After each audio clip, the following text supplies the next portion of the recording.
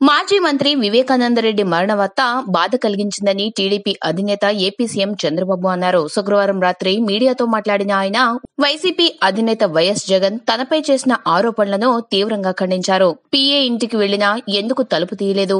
CI ఇంటికి వెళ్లేలోపే రక్తపు మార్కల్ని తుడిచేశారు. మృతదేహాన్ని బాత్రూం నుంచి బెడ్రూమ్ కు తరలించారు. పోస్టు మార్టం జరిగే వరకు గాయాల విషయం ఎందుకు దాచారు? గుండెపోటు అని ఎందుకు నమ్మించే ప్రయత్నించారు? హత్య కేసును ఎందుకు దాచిపెట్టాలనుకున్నారు?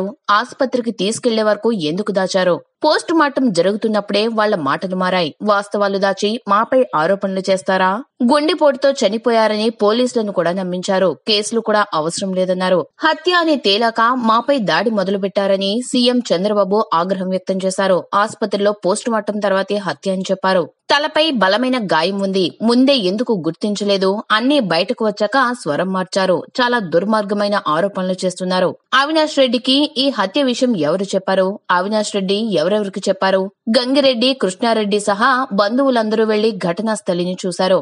జరిగింది హత్య అని ఎందుకు చెప్పలేకపోయారో? ఆసుపత్రిలోనూ సహజ మరణమని చెప్పారు. మృతదేహాన్ని చూసిన వారెవరైనా హత్యని చెప్పేస్తారు. మీ ఇంట్లో హత్య జరిగితే ఎందుకు దాచిపెట్టాలనుకున్నారు? ఇంట్లో రక్తాన్ని కడిగేందుకు ఎవరికి అవసరం ఉంటుంది? బాత్రూమ్ లో నుంచి బెడ్రూమ్ లోకి ఎవరు తీసుకువచ్చారు? ఆసుపత్రికి ఎవరు తీసుకువెళ్లారు? బాత్రూమ్ ను ఎందుకు క్లీన్ చేశారు? మార్నింగ్ లేని లెటర్ ఈవినింగ్ ఎలా వచ్చింది అని సీఎం చంద్రబాబు ప్రశ్నల వర్షం కురిపించారు.